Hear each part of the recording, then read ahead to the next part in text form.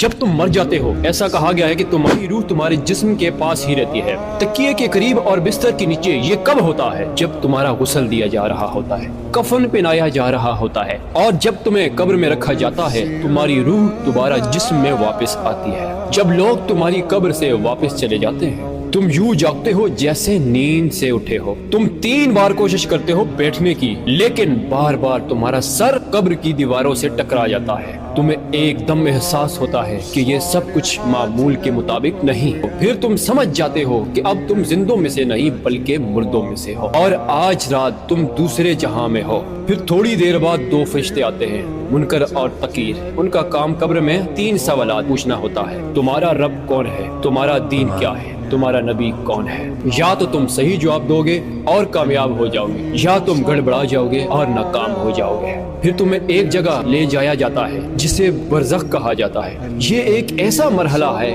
جہاں 2 دروازے ہوتے ہیں، ایک دروازہ جنت کی طرف، دوسرا دروازہ جہنم کی طرف۔ وہیں تمہیں قیامت کے دن تک انتظار کرو گے۔ پھر حساب و کتاب کے بعد فیصلہ ہوگا تم جنتی ہو یا جہنمی۔ اور کبھی کبھار تمہارے رشتہ دار، دوست، احباب تمہیں قبر پر آ کر یاد کریں گے۔ کہا گیا ہے کہ ایک فرشتہ آئے گا اور تمہیں اطلاع دے گا تمہارے بیٹے نے تمہیں سلام بھیجا، تمہاری ماں، تمہاری بیوی، تمہاری بیٹی آئی ہے۔ تب تمہاری روح قبر کی مٹی کے اوپر آئے گی، ان کی باتیں سنے گی، ان کے قدموں کی آہٹ محسوس کرے گی۔ یاد رکھو میں نے یہ سب پہلے اپنے لیے لکھا، پھر تمہارے لیے، تاکہ ہم گناہوں سے توبہ کریں، زندگی کی حقیقت کو پہچانیں۔ یا اللہ ہمارے گناہوں کو معاف فرما۔ کمنٹ میں آمین ضرور لکھیے گا۔ نبی کریم صلی اللہ علیہ وسلم نے فرمایا میری طرف سے ایک آیت بھی ہو لوگوں تک پہنچاؤ، بس اگر تم تک یہ بات پہنچی ہے تو کسی اور تک بھی پہنچا دینا۔ جزاک اللہ۔